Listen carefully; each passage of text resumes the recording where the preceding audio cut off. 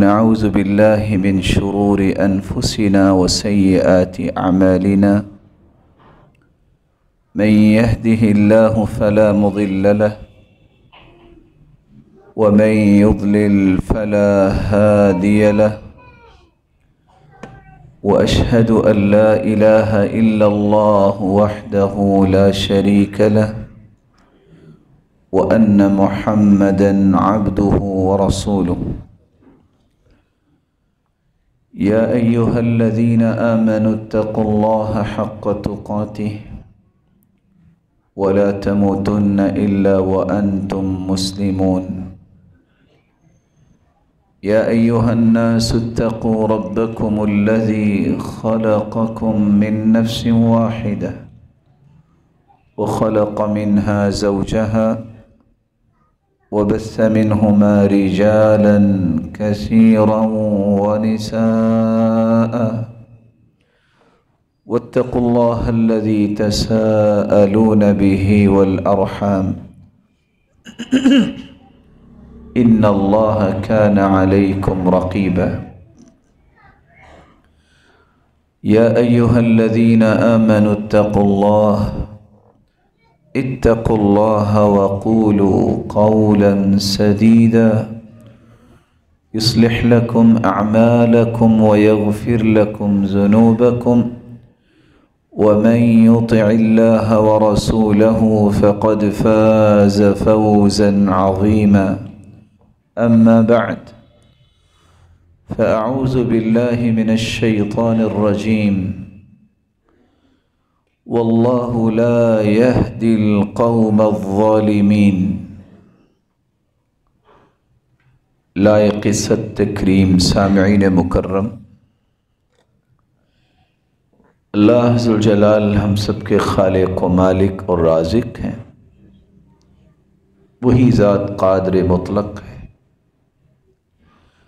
اس کا احسان عظیم ہے، اس نے ہماری رشد و ہدایت کے لیے کائنات کی سب سے اعلیٰ ہستی محمد الرسول اللہ صلی اللہ علیہ وسلم کو ہادی و مرشد بنا کے بھیجا۔ رسول اللہ صلی اللہ علیہ وآلہ وسلم نے جن اصولوں پر صحابہ کرام کی تربیت فرمائی، جس کے نتیجے میں وہ پوری کائنات کے لیے معیار بنے، نمونہ بنے، ان اصولوں میں سے ایک اصول یہ بھی تھا کہ زندگی کے کسی زاویے میں ظلم نہیں کرنا۔ ظلم کیا ہے اور کون سے لوگ ظالم ہوتے ہیں اور اس کی ہلاکتیں کون کون سی ہیں، یہی چند نکات آج ہماری گفتگو کا محور ہوں گے۔ عربی زبان میں ظلم کسی کے حقوق کو سلب کرنے پر بھی بولا جاتا ہے، کسی کے حقوق میں کمی کرنے پر بھی بولا جاتا ہے۔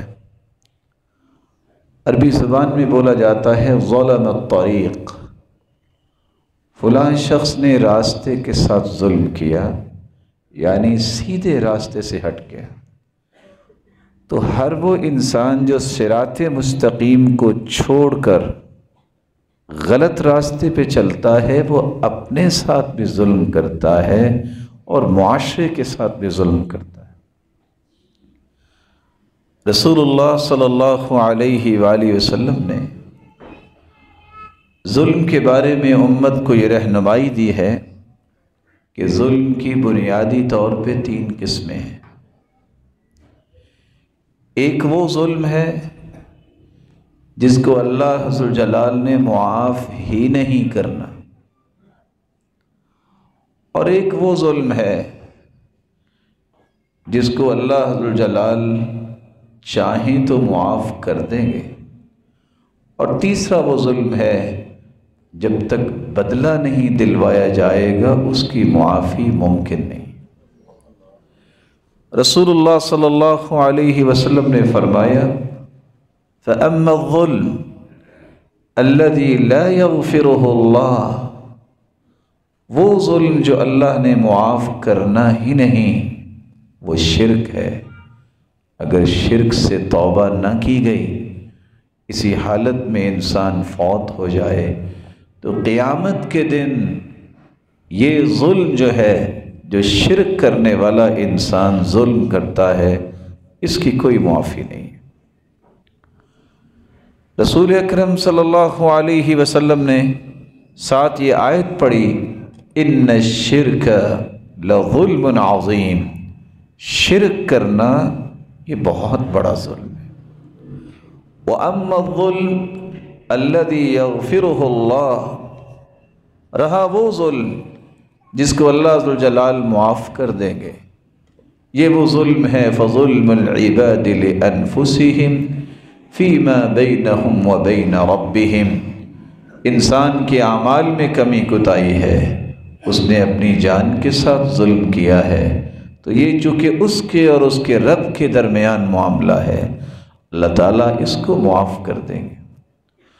وَأَمَّا الظُّلْمُ الَّذِي لَا يَتْرُكُهُ اللَّهُ، تیسرا ظلم کی وہ قسم ہے کہ اللہ ذوالجلال اس کو اس وقت تک معاف نہیں کریں گے جب تک بدلہ نہیں دلوائیں گے، جب لوگ آپس میں ایک دوسرے پر ظلم کرتے ہیں۔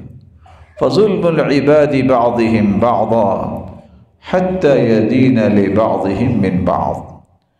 حیرانگی کی بات ہے کہ یہ بکری، یہ جانور، ان پہ شریعت لاگو نہیں ہوتی۔ اگر کسی سینگ والی بکری نے دوسری بکری کو ٹکر لگائی ہوگی تو اللہ قیامت کو اس کا بھی بدلہ دلوائیں گے۔ اس لیے رسول اللہ صلی اللہ علیہ وآلہ وسلم پر اللہ تعالیٰ نے قرآن نازل کیا اور ایسے 6 سے 7 لوگوں کا تذکرہ کیا کہ یہ جو کام کرنے والے ہیں یہ ظالم ہی ہیں۔ سب سے پہلا قرآن مجید میں اللہ ذوالجلال فرماتے ہیں، وَإِذْ قَالَ لُقْمَانُ لِابْنِهِ وَهُوَ يَعِظُهُ يَا بُنَيَّ لَا تُشْرِكْ بِاللَّهِ إِنَّ الشِّرْكَ لَظُلْمٌ عَظِيمٌ، شرک کرنے والا یہ ظالم ہے۔ جس نے پیدا کیا، جس نے نعمتوں سے نوازا، جس نے اس قدر نعمتیں دی کہ ان کو شمار کرنا ممکن نہیں، اس کو چھوڑ کر کسی اور کے سامنے سر جھکا دینا، کسی اور کو بگڑی بنانے والا سمجھنا، کسی اور کو اپنی پکار اور اپنی دعاؤں کا مرکز بنا لینا، اس سے بڑا دنیا میں کوئی ظلم نہیں۔ اس لیے اللہ تعالیٰ نے سب سے پہلے جس بڑی بات کا تذکرہ کیا اور احادیث کو بھی جمع کرے کہ سب سے بڑا گناہ جو روئے زمین پر ہے وہ شرک ہے، اللہ ذوالجلال ہم سب کو محفوظ فرمائے۔ اسی طرح جو اللہ ذوالجلال کی حدود توڑتا ہے، تجاوز کرتا ہے، اللہ ذوالجلال نے فرمایا یہ بھی ظالم لوگوں کا کام ہے، اچھے لوگوں کا کام نہیں ہے۔ تِلْكَ حُدُودُ اللَّهِ فَلَا تَعْتَدُوهَا وَمَنْ يَتَعَدَّ حُدُودَ اللَّهِ فَأُولَئِكَ هُمُ الظَّالِمُونَ، یہ اللہ کی حدیں ہیں، جو ان کو پامال کرتا ہے وہ ظالم ہوتا ہے۔ معاشرے کے اندر کوئی ایک نہیں، 10 ایسے رویے موجود ہیں جن کو لوگ ظلم سمجھتے ہی نہیں۔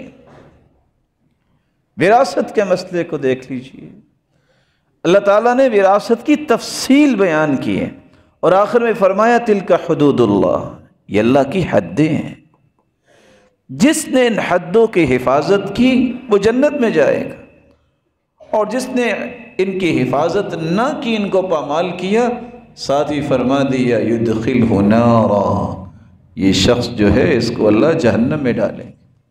کچھ پرواہ نہیں ہے کہ یہ کون سا ظلم میرے ہاتھ سے ہو رہا ہے۔ بیٹی محروم ہو رہی ہے وراثت سے، کسی کو اللہ کا خوف نہیں آتا۔ بہن محروم ہو رہی ہے وراثت سے، کسی کو اللہ کا خوف نہیں آتا، بلکہ ایسے ایسے مسکین پیدا ہو گئے جو صاحب ثروت ہونے کے باوجود بہنوں سے منت کروا کے زمین چھڑواتے ہیں۔ الا فلیستحیوا، ان کو اللہ کا خوف کھانے کے ساتھ شرم بھی کرنی چاہیے۔ مرد جو ہوتا ہے وہ بہادر ہوتا ہے، وہ دینے والا ہوتا ہے۔ رسول اللہ صلی اللہ علیہ وسلم پر ایک تیسرا فرمان بھی نازل ہوا۔ اللہ تعالیٰ کا فرمان ہے وَمَنْ أَظْلَمُ مِمَّنْ مَنَعَ مَسَاجِدَ اللَّهِ أَنْ يُذْكَرَ فِيهَا اسْمُهُ وَسَعَى فِي خَرَابِهَا۔ اس سے بڑا ظالم کون ہو سکتا ہے کہ جو مسجدوں میں اللہ کا نام لینے سے روکتا ہے اور مسجدوں کو برباد کرنے کی خواہش رکھتا ہے۔ وَسَعَى فِي خَرَابِهَا، تو جو شخص بھی اللہ ذوالجلال کا نام، اس کے پیارے محبوب کا نام عام کرنے سے روکتا ہے، اس سے بڑا ظالم کون؟ یہ مساجد، یہ بیت اللہ کی بیٹیاں ہیں، اور اللہ کے رسول صلی اللہ علیہ وسلم نے فرمایا تھا المسجد بیت کل تقی، ہر متقی کا گھر مسجد ہے۔ ان کے ساتھ دشمنی کرنے والا اور اللہ اور اس کے رسول کے فرامین کا پرچار کرنے سے روکنا، اللہ ذوالجلال کے تذکرے جو عام کرنے چاہیے ان میں رکاوٹ پیدا کرنا، یہ ظالم لوگوں کا کام ہے۔ اللہ تعالیٰ نے ایک چوتھی بات بھی بیان کی ہے وَمَنْ أَظْلَمُ مِمَّنْ كَتَمَ شَهَادَةً عِنْدَهُ مِنَ اللَّهِ۔ ایک شخص کو پتہ ہے حق کیا ہے، سچ کیا ہے، پتہ ہونے کے باوجود اگر وہ سچی گواہی چھپا لیتا ہے، اس سے بڑا ظالم کون ہوگا؟ آج جھوٹی گواہیوں پہ انسانوں نے اعتماد کر لیا، نتیجتاً وہ اس کو برائی اب سمجھتے نہیں ہیں۔ ایک نہیں، ہزاروں جھوٹے ایفیڈیوٹ پیش کرتے ہوئے کسی کو کوئی بھی خوف نہیں آتا۔ اور رسول اللہ صلی اللہ علیہ وسلم کا فرمان ہے والیمین الغموس تدع الدیار بلاقع، جو جھوٹی قسم اٹھاتا ہے اس کا گھر برباد ہو جاتا ہے۔ اور اللہ کے رسول صلی اللہ علیہ وسلم نے فرمایا جو کسی کا مال جھوٹی قسم اٹھا کے ہتھیا لیتا ہے اس پر جہنم واجب ہو جاتی ہے اور جنت حرام ہو جاتی ہے۔ رسول اللہ صلی اللہ علیہ وآلہ وسلم پر ایک پانچواں فرمان بھی نازل ہوا وَمَنْ أَظْلَمُ مِمَّنْ ذُكِّرَ بِآيَاتِ رَبِّهِ فَأَعْرَضَ عَنْهَا وَنَسِيَ مَا قَدَّمَتْ يَدَاهُ۔ جس کو اللہ ذوالجلال کی آیات سنائی جائیں، اسے نصیحت کی جائے اور وہ منہ پھیر لے، کہ میں نہیں مانتا ان باتوں کو، اور دیکھا ہے یہ باتیں تو کرتے رہتے ہیں علماء، ایسے شخص سے بڑھ کے کون ظالم ہو سکتا ہے جو اللہ ذوالجلال کی طرف سے آئی ہوئی نصیحت کو ٹھکرا دے۔ اللہ تعالیٰ نے ایک چھٹی بات بھی نازل کی فَمَنْ أَظْلَمُ مِمَّنِ افْتَرَى عَلَى اللَّهِ كَذِبًا لِيُضِلَّ النَّاسَ بِغَيْرِ عِلْمٍ إِنَّ اللَّهَ لَا يَهْدِي الْقَوْمَ الظَّالِمِينَ۔ اس سے بڑا ظالم کون ہو سکتا ہے جو بات خود کرے اور کہے یہ اللہ تعالیٰ نے کہا ہے، یہ اسلام کی بات ہے۔ اسلام کی بات وہ ہوگی جو قرآن مجید کے اندر ہے، اسلام کی بات وہ ہوگی جو اللہ کے رسول کی حدیث کے اندر ہے۔ دو ہی چیزیں ہیں جو اسلام کی تعبیر پیش کرتی ہیں۔ اسلام کا منبع و مصدر ہے، دنیا کی باتیں اسلام نہیں بنتا، اللہ کا قانون اسلام ہے جس کو اللہ نے وحی بنا کے اتارا، جس میں غلطی کی گنجائش ہی نہیں ہے۔ جس میں شک کی بھی گنجائش ہی نہیں ہے۔ اسی اللہ ذو الجلال سے یہ دعا کرنی چاہیے، اللہ ذو الجلال ان سارے ظلموں سے ہر ایک کو محفوظ فرمائے۔ رسول اللہ صلی اللہ علیہ وآلہ وسلم پر یہ قرآن کا پیغام بتاتا ہے، مشرک اس سے بڑا کوئی ظالم نہیں، اللہ کی حدود سے تجاوز کرنے والا اس سے بڑا کوئی ظالم نہیں ہے، مسجدوں میں اللہ اور اس کے رسول کی تعلیم کی رکاوٹ بننے والا اس سے بڑا کوئی ظالم نہیں، بات کا پتہ ہے سچی گواہی کو چھپا لینے والا اس سے بڑا کوئی ظالم نہیں ہے، اور اللہ ذو الجلال کی جب نصیحت آ جائے اس سے منہ پھیرنے والا اس سے بڑا بھی کوئی ظالم نہیں ہے، اور پھر اللہ ذو الجلال پر جھوٹ باندھنے والا اس سے بڑا بھی کوئی ظالم نہیں۔ ظلم کی بنیادی طور پہ جس طرح آپ نے قسمیں سنی کہ ایک ظلم تو اللہ نے معافی نہیں کرنا، شرک معاف نہیں ہوگا، اس کا مطلب کیا ہے کہ اگر شرک کرتے کرتے فوت ہو گیا، اس نے معافی نہ مانگی، اگر وہ زندگی میں معافی مانگ لیتا ہے تو اللہ ہر ایک گناہ کو معاف کر دیتے ہیں، بلکہ اللہ ذو الجلال سچی معافی مانگنے والے کی برائیوں کو بھی نیکیوں میں تبدیل کر دیتے ہیں، یہ اس کا احسان عظیم۔ انسان ظلم یا تو زبان سے کرتا ہے یا ہاتھ سے کرتا ہے، اس لیے انسان کو قولی ظلم سے بھی باز رہنا چاہیے اور عملی ظلم سے بھی باز رہنا چاہیے۔ ہم اس کو کوئی ظلم نہیں سمجھتے کسی پہ تہمت لگا دینا، اللہ ذو الجلال کا فرمان ہے جو کسی پہ تہمت لگاتا ہے اس پہ لعنت ہے اللہ تعالیٰ کی۔ یہ ظلم ہے کہ آپ کسی مسلمان پر تہمت لگا دیں، بلکہ رسول اللہ صلی اللہ علیہ وسلم نے فرمایا من قال فی مسلم ما لیس فیہ، جب آپ کسی پہ کوئی شخص تہمت لگا دیتا ہے اور وہ عیب اس کے اندر نہیں ہے، اسکنہ اللہ ردغۃ الخبال، قیامت کا دن ہوگا اللہ ذو الجلال اس انسان کو جہنمیوں کے خون اور پیپ میں رکھیں گے، حتی یخرج مما قال، جب تک وہ ثابت نہیں کرے گا، جب وہ ثابت ہی نہیں کر سکے گا وَلَيْسَ بِخَارِجٍ، اس جہنم سے نکل ہی نہیں پائے گا۔ یہ قولی ظلم ہے کہ آپ کسی پہ بہتان لگائیں، کسی کی چغلی کریں، یہ ظلم ہے۔ لا يدخل الجنت نمام، چغل خور اگر توبہ نہیں کرتا تو یہ جنت میں نہیں جائے گا۔ غیبت آپ کسی کی کرتے ہیں تو یہ زبان سے ظلم کر رہے ہیں، مردہ بھائی کا گوشت کھا رہے ہیں۔ ابن عون سے کسی نے پوچھا کہ آپ نے کبھی کسی کی بات نہیں کی، کہتے ہیں میں نے اپنی اصلاح کر لی ہے کہ میں لوگوں کی فکر کروں، پہلے تو مجھے یہ ہے کہ میں ٹھیک ہو جاؤں، جب کوئی وقت بچا تو پھر میں لوگوں کی بھی بات کر لوں گا۔ رسول اکرم صلی اللہ علیہ وسلم نے صحابہ کرام کو یہی تربیت دی۔ آپ کسی پہ لعنت بھیجتے ہیں، یہ آپ اپنی زبان سے ظلم کر رہے ہیں، اور حدیث میں آتا ہے جب کسی پہ انسان لعنت بھیجتا ہے تو لعنت آسمانوں کی طرف جاتی ہے، دائیں بائیں جاتی ہے، وہ لعنت والا نہیں ہوتا تو پلٹ کے لعنت بھیجنے والے پر ہی آ جاتی ہے، اور لعنت کرنے والا جو ہے کسی مومن کو کیا قتل ہی، گناہ اتنا ہے جس طرح اس نے ایک مومن کو قتل کر دیا، ہم اس کو جرم ہی نہیں سمجھتے۔ رسول اکرم صلی اللہ علیہ وسلم نے فرمایا جو لعنت کرنے والا قیامت کو کسی کی سفارش نہیں کر سکے گا، ان اللعانین لا یکون شفعاء یوم القیامہ۔ ہم یہ سمجھتے ہیں کہ شاید گالی یہ عادت ہے، یہ گناہ ہے۔ رسول اکرم صلی اللہ علیہ وسلم نے فرمایا یہ تو ہلاکت کے کنارے پہ کھڑا ہے، گالی دینے والا کسی وقت بھی گر سکتا ہے۔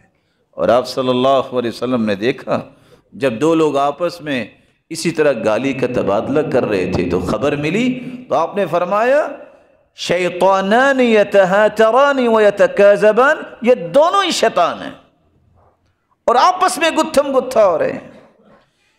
کس طرح معاشرے کی اصلاح ہوگی جب انسان کی زبان سے دسیوں گالیاں ہر روز نکلتی ہیں؟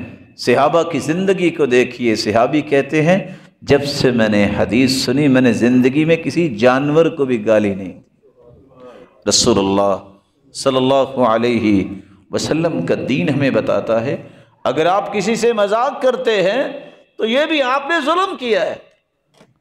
مذاق کس انداز سے اس کی انسانیت کو مسخ کرنا چاہتے ہیں۔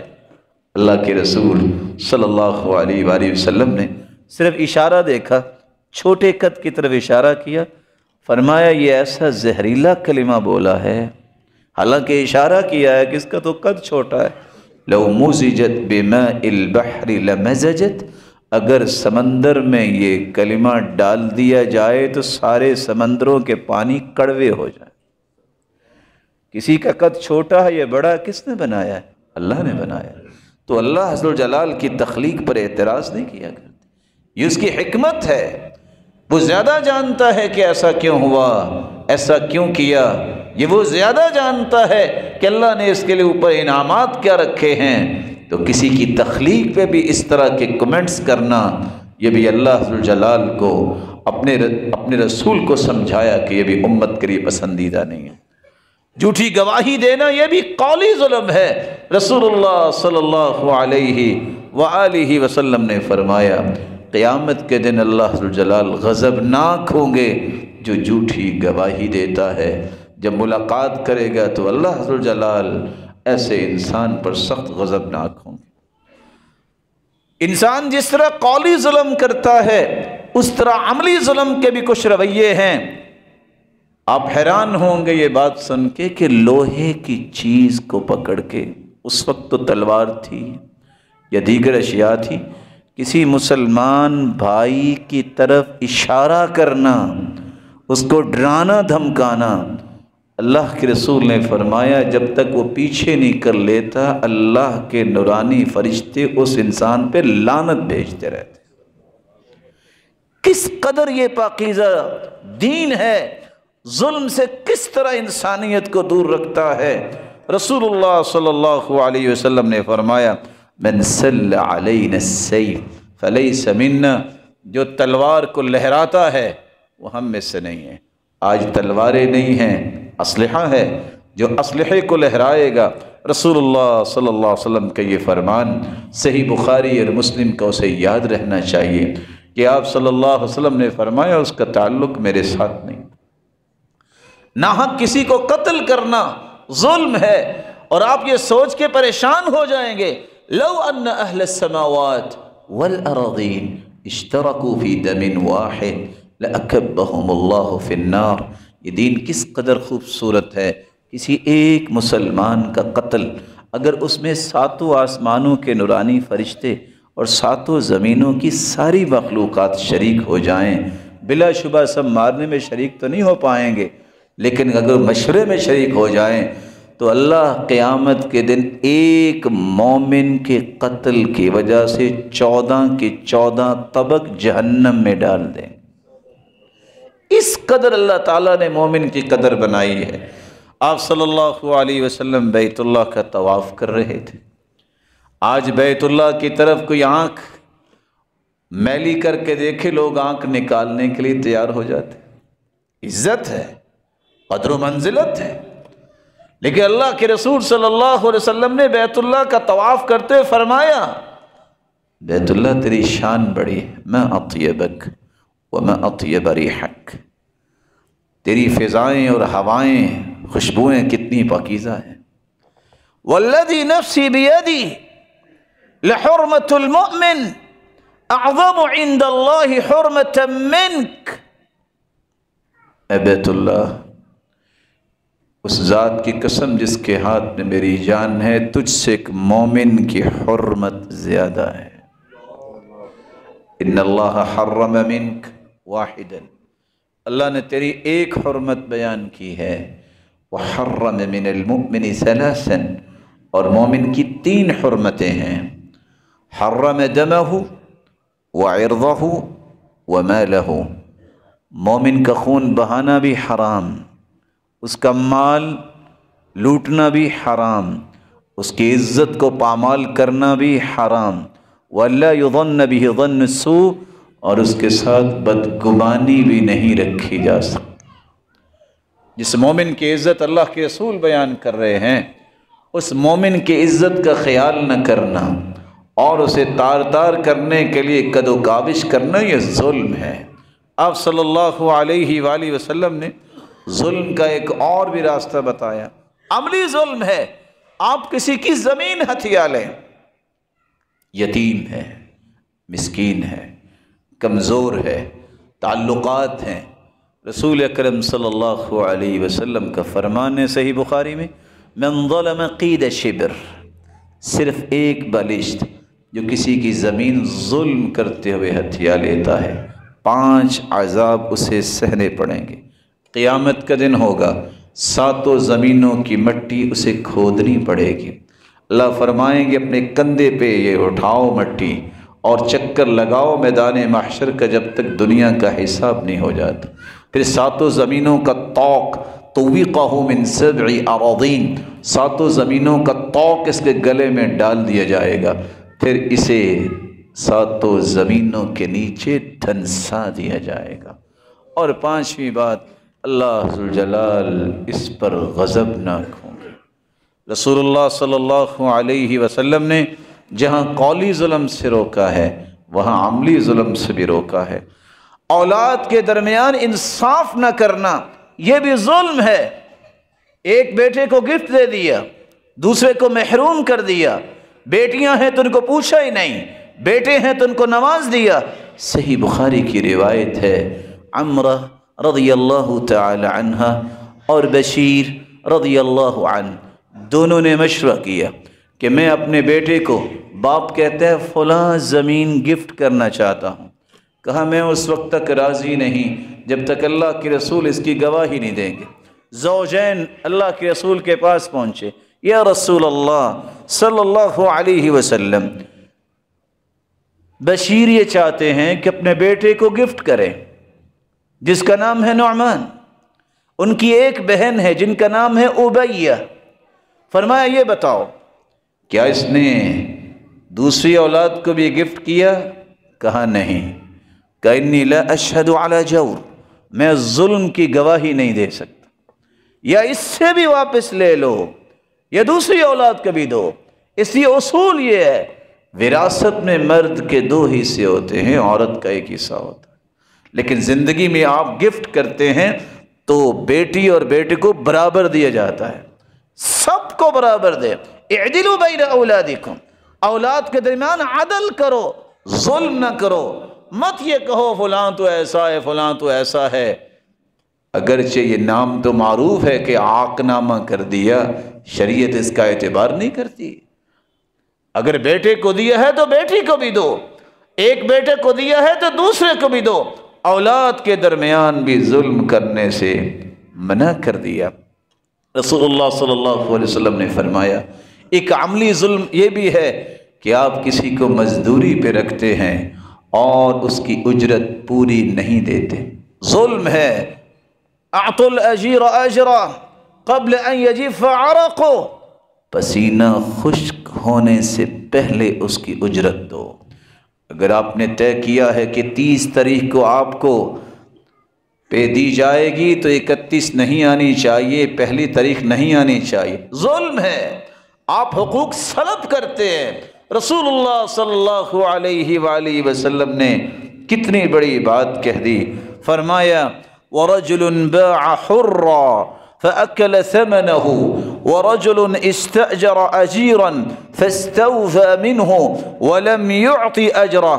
قیامت کا دن ہوگا، لوگوں جس بندے کو دین کی وجہ سے مال دیا گیا اور اس نے پھر بھی غداری کی، اور وہ شخص جس نے ایک آزاد انسان کو بیچ ڈالا، اور تیسرا وہ انسان جس نے کسی کو اجرت پہ رکھا اور اس سے کام تو پورا لے لیا لیکن اس کے حقوق پورے نہیں دیے۔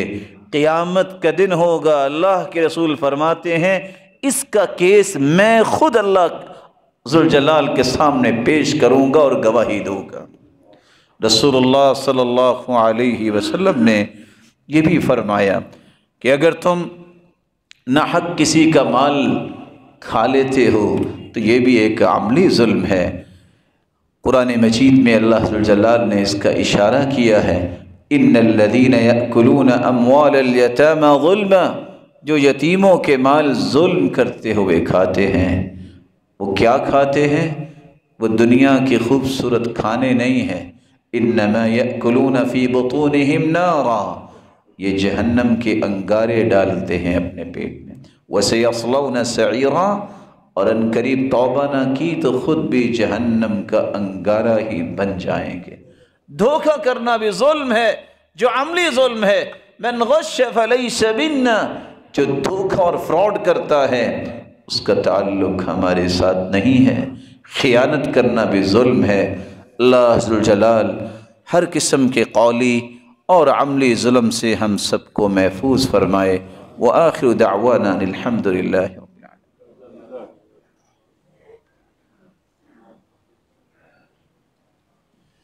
الحمد للہ علی احسانہ والشکر لہ علی توفیقہ وامتنانہ، اما بعد۔ ظلم زبان سے ہو یا ظلم ہاتھ سے ہو، ظلم ظلم ہی ہوتا ہے۔ یہ شخص جو ظلم کرنے والا ہے، اس کو یہ یاد رہنا چاہیے، قیامت کے دن جب لوگوں کو روشنیاں نصیب ہوں گی، اس کے لیے تاریکیاں ہوں گی۔ ان الظلم ظلمات یوم القیامہ، ظالم دنیا میں بھی اندھیرے میں رہتا ہے اور آخرت میں بھی تاریکیوں میں اور اندھیروں میں رہے گا۔ ظالم کو یہ یاد رہنا چاہیے کہ اس سے بڑا خسارہ کوئی نہیں ہے۔ دنیا میں اگر اس ظلم کی معافی مانگ لے اللہ تعالیٰ سے اور حقوق واپس کر دے جس کے ساتھ اس نے ظلم کیا تو ٹھیک، وَمِن ثَمَّ لَا دِرْهَمٌ وَلَا دِنَارٌ، قیامت کو درم و دینار نہیں ہوگا، اس کے بدلے نیکیاں لی جائیں گی۔ اور نیکیاں لینے کا نتیجہ کیا نکلے گا؟ رسول اللہ صلی اللہ علیہ وسلم نے سوال کیا، جانتے ہو مفلس کون ہے؟ صحابہ نے جواب دیا، من لا درہم لہ ولا متاع، جس کے پاس درم و دینار نہ ہو، جس کے پاس دنیا کا ساز و سامان نہ ہو، اس کو مفلس، نادار اور فقیر کہتے ہیں۔ فرمایا نہیں، یہ مفلس نہیں ہے۔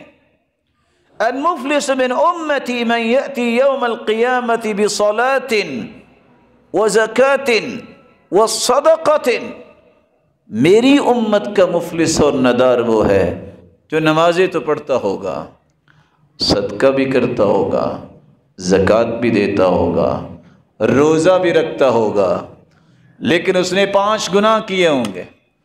وَيَأْتِي قَدْ شَتَمَ هَذَا، کسی کو گالی دی ہوگی، اَوْ ضَرَبَ هَذَا، کسی پہ زور آزمائی کر کے طاقت دکھائی ہوگی، اَوْ قَذَفَ هَذَا، کسی پہ بہتان لگایا ہوگا، اَوْ سَفَكَ دَمَ هَذَا، کسی کو قتل کیا ہوگا، اور کسی کا اکل مال هذا، کسی کا مال کھایا ہوگا۔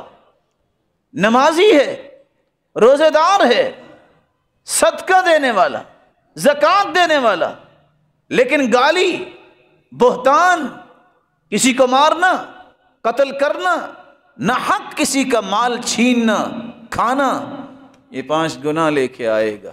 لائن لگی ہوگی، حقوق لینے والے آ جائیں گے۔ اللہ تعالیٰ حقوق کیسے دیں گے؟ اس کی نیکیاں ان میں تقسیم کریں گے۔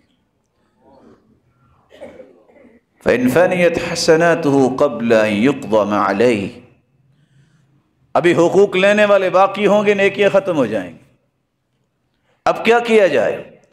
أُخِذَ مِنْ خَطَايَاهُمْ، جن کو گالی دی، جن کو مارا، بہتان لگائے، قتل کیا، مال کھایا، ان کے گناہوں کو پکڑ کے نمازی، روزے دار اور اس کے سر پہ رکھے جائیں گے اور پھر اسے جہنم میں ڈال دیا جائے گا۔ یہ مفلس ہے۔ اللہ ایسی مفلسی سے ہمیں محفوظ فرمائے۔ آج وقت ہے کہ ہم ان باتوں کو سمجھیں۔ یہ گناہ ہیں جن کو آج گناہ لوگ سمجھتے نہیں۔ لوگ سمجھتے ہیں کہ تکبر، گمنڈ اور غرور کرنے سے شاید آگے بھی بات بن جائے گی۔ اللہ ذوالجلال کو جتنا غرور اور گمنڈ برا لگتا ہے، فرمایا العز عزاری والکبریاء ردائی، تکبر میری چادر ہے، جو اس کو ہاتھ ڈالتا ہے میں الٹا جہنم میں ڈال دوں گا۔ رسول اللہ صلی اللہ علیہ وآلہ وسلم نے اس لیے صحابہ کرام کو یہ بات سمجھائی تھی، الا من ظلم معاہدا او انتقصه او کلفه فوق طاقته او اخذ منه شيئا بغیر طیب نفسه فانا حجیجه یوم القیامہ۔ مسلمان تو مسلمان، مومن تو مومن، کسی ایسے انسان کو بھی اگر کوئی ظلم کا نشانہ بناتا ہے جو مسلمان نہیں ہے لیکن مسلمانوں کے قانون کے تحت رہتا ہے، ذمہ ہے، اسے امن دیا گیا ہے، رسول اللہ صلی اللہ علیہ وآلہ وسلم نے فرمایا ایسے انسان کو بھی جو قتل کرنے والا ہے لم یرح رائحۃ الجنہ، یہ جنت کی خوشبو بھی نہیں پائے۔ رسول اللہ صلی اللہ علیہ وآلہ وسلم نے فرمایا من اعان ظالما، جو کسی ظالم کی مدد کرتا ہے، بباطل، باطل ہے ظلم پھر بھی اس کی مدد کرتے ہیں لوگ کہ کوئی بات نہیں، لیدحض بباطلہ حقا، تاکہ حق کو ٹھکرایا جائے، ظالم کے ساتھ لوگ کھڑے ہوتے ہیں۔ اللہ کے رسول کا فرمان ہے فقد برئ ذمۃ اللہ عز وجل وذمۃ رسولہ، اللہ بھی اس سے بری ہیں اور اللہ کے رسول بھی اس سے بری ہیں۔ رسول اللہ صلی اللہ علیہ وسلم نے یہ بات سمجھائی تھی امت کو، صنفان من اہل النار، دو قسم کے لوگ جہنمی ہیں۔ اللہ کے رسول کون سے؟ صحیح مسلم کی روایت ہے، وہ لوگ الذین یضربون الناس، جو لوگوں کو مارتے ہیں ان کے ہاتھوں میں اس طرح کوڑے ہیں جس طرح گائے کی دم ہوتی ہے۔ اور دوسری وہ قسم نساء کاسیات عاریات مائلات ممیلات رؤوسہن کاسنمۃ البخت المائلہ، ایسی عورتیں جو لباس پہننے کے باوجود عریاں نظر آتی ہیں، لوگوں کی طرف وہ مائل ہوتی ہیں، لوگ ان کی طرف مائل ہوتے ہیں، اور انہوں نے اپنے سر پہ بالوں کو اس طرح اکٹھا کیا ہوا ہے، جوڑے بنائے ہوئے ہیں جس طرح بختی اونٹ کی کوہان اٹھی ہوتی ہے۔ لا يدخلن الجنہ ولا یجدن ریحہا، جنت میں داخل ہونا تو دور کی بات، یہ جنت کی خوشبو بھی نہیں پائیں گے۔ رسول اللہ صلی اللہ علیہ وآلہ وسلم نے یہ بات بھی سمجھائی تھی، ان اللہ لیملی للظالم حتی اذا اخذہ لم یفلتہ، مت سوچے ظالم کہ مجھے تو کوئی ہاتھ لگانے والا نہیں، اللہ ظالم کو مہلت دیتے ہیں لیکن جب پکڑ کرتے ہیں تو پھر دنیا کے لیے عبرت بناتے ہیں۔ فرعون ظالم تھا، کس طرح بچوں کو ذبح کیا کرتا، مارتا تھا، لیکن جب اللہ نے پکڑا ہے تو پھر پوری دنیا کے لیے عبرت بنایا ہے۔ قارون کی حالت دیکھیے، نمرود کی حالت دیکھیے، اور یہ بات یاد رکھیے گا، ظلم اللہ ذوالجلال نے حرام قرار دیا ہے، ظلم جو ہے یہ اللہ ذوالجلال کو پسند نہیں، بلکہ حدیث قدسی ہے، یا عبادی، او میرے بندو، انی حرمت الظلم علی نفسی فلا تظالموا بینکم، میں نے اپنے اوپر بھی ظلم کو حرام قرار دے دیا ہے، تم آپس میں ظلم نہ کرنا۔ رسول اللہ صلی اللہ علیہ وآلہ وسلم کا دین ہمیں بتاتا ہے کفر جو ہے، حالانکہ اللہ ذوالجلال کفر کو پسند نہیں کرتے، وَلَا يَرْضَى لِعِبَادِهِ الْكُفْرِ، امام ابن تیمیہ فرماتے ہیں ظلم کے ساتھ کوئی بھی نظام باقی نہیں رہ سکتا، کفر کے ساتھ پھر بھی رہے گا۔ ظلم اللہ تعالیٰ کو پسند نہیں ہے، کیونکہ یہ سراسر اللہ ذوالجلال کے ان فیصلوں کی مخالفت ہے کہ انسان ہے، اس کو انسان بن کے رہنا چاہیے۔ رسول اللہ صلی اللہ علیہ وآلہ وسلم نے فرمایا بد نصیب اگر جاننا چاہتے ہو کہ جن کو میری سفارش اور شفاعت نہیں ملے، میری شفاعت سے محروم لوگ دو ہیں، ایک وہ شخص ہے صنفان من امتی لا تنالهما شفاعتی امام ظلوم غشوم، قیامت کا دن ہوگا وہ بادشاہ جو ظالم ہوگا، جو عوام اور رعایا سے دھوکہ کرے گا، میری سفارش اسے نہیں ہوگی، میں اس کا سفارشی نہیں بنوں گا۔ وَكُلُّ غَالٍ مَارِقٍ، اور دوسرا وہ بد نصیب جو انسان غلو کرنے والا ہے اور دائرہ اسلام سے اپنے آپ کو خارج کرنے والا ہے۔ اور آج لوگ کہتے ہیں آئی ایم ایکس مسلم، میں تو تھا پہلے مسلم اب نہیں رہا۔ ملحدین نے کس طرح اللہ سے دور کر دیا، اللہ کے رسول کی سفارش اسے نصیب نہیں ہوگی۔ کیسے ہم مظلوم کی مدد کر سکتے ہیں؟ سب سے پہلا طریقہ یہ ہے کہ آپ اس کے لیے دعا کریں۔ رسول اللہ صلی اللہ علیہ وسلم نے فرمایا انما ينصر الله هذه الامه بضعيفها بدعوتهم وصلاتهم واخلاصهم۔ اس کا پہلا طریقہ، اللہ عز و جلال کے پیغمبر کا فرمان ہے، اس امت کی مدد اس وقت نازل ہوگی جس میں امت کے لوگوں کی نیت خالص ہو جائے گی، نمازوں کے پابند بن جائیں گے، جب ایک دوسرے کے لیے دعائیں کریں گے، خیر خواہی، دشمنی نہیں، جھگڑا نہیں، بلکہ خیر خواہ بنیں گے، اللہ کی رحمت نازل ہو جائے گی۔ دوسرا طریقہ یہ ہے، رسول اللہ صلی اللہ علیہ وسلم نے فرمایا انصر اخاک ظالما او مظلوما، ظالم کی بھی مدد کرو اور مظلوم کی بھی مدد کرو۔ اللہ کے رسول مظلوم کی مدد تو سمجھ میں آ گئی، ظالم کی کیسے مدد کریں؟ فرمایا فرددہ عن ظلمہ، اس کو ظلم سے روکنا اس کی مدد ہے تاکہ قیامت کو یہ جہنم کا ایندھن نہ بن جائے۔ رسول اللہ صلی اللہ علیہ وآلہ وسلم نے ایک تیسرا طریقہ بھی بتایا ہے، مظلوم کے ساتھ کھڑے ہونا، اس کی مالی مدد کرنا، یہ بھی ایک طریقہ ہے اس مظلوم کی مدد کرنے کا۔ رسول اللہ صلی اللہ علیہ وسلم نے فرمایا افضل الدنانیر دینار ينفقه الرجل على عياله ودینار ينفقه الرجل على دابته في سبيل الله ودینار ينفقه الرجل على اصحابه في سبيل الله۔ اللہ کی رضا کے لیے وہ مظلوم جس کے والدین نہیں، یتیم ہے، مسکین ہے، کوئی اور ہے، جس کا کوئی والی وارث نہیں ہے، اس کے ساتھ کھڑے ہونا، اس کو کم از کم لقمۃ العیش پہنچانا، اس کے لیے آسانی کرنا، یہ اس کی مدد ہے۔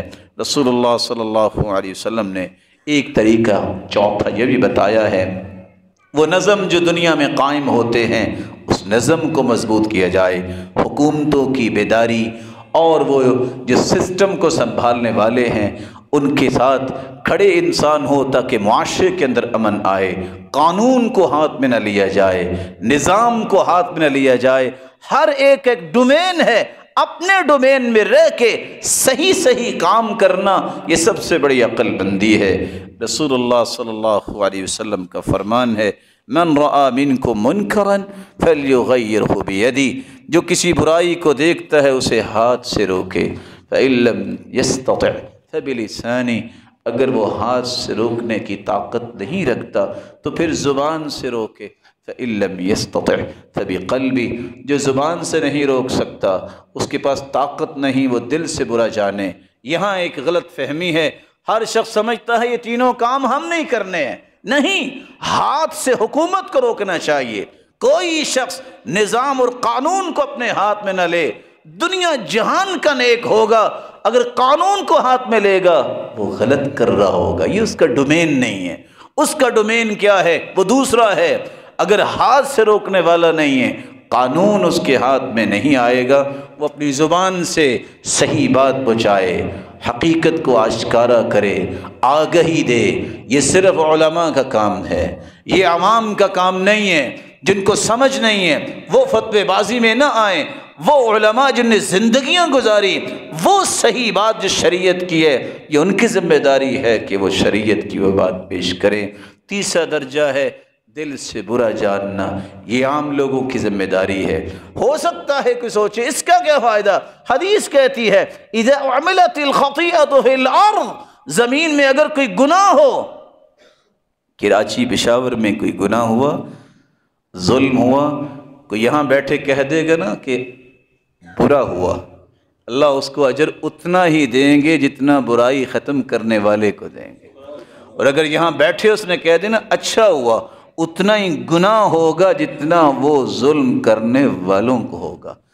اپنے آپ کو پہچانیے، اپنے دائرے کو پہچانیے، معاشرے میں امن لائیے، معاشرے کے اندر محبت کا پیغام دیجئے، لیکن کبھی بھی محبت کا پیغام نہیں جائے گا جب تک آپ قرآن و حدیث سے رہنمائی نہیں لیں گے۔ رہنمائی کیا ہے کہ آپ اللہ کے رسول صلی اللہ علیہ وسلم کے وضع کردہ نظام کے تحت اپنے آپ کو لائیے، قانون کو ہاتھ میں نہ لیجئے، جو آپ کا دائرہ ہے اس میں اپنی صحیح ذمہ داری ادا کیجئے۔ اللہ ذوالجلال ہر معاملے کو درست فرمائیں گے۔ مولا کریم جتنے یہ روشن چہرے بیٹھے ہیں سب کو زندگی کے ہر زاویے میں ظلم سے محفوظ فرما دے۔ مولا کریم ہر ایک کے ہاتھوں کو ظلم سے بچا، اور ان پر بھی کوئی ہاتھ ظلم والا نہ اٹھے۔ الہ العالمین جتنے تیرے گھر میں تشریف فرما ہیں اللہ ان کو جنت الفردوس میں جمع فرما، اور اپنے محبوب کی رفاقت نصیب فرما، اور اپنے دیدار کا مستحق بنا۔ وآخر دعوانا الحمدللہ۔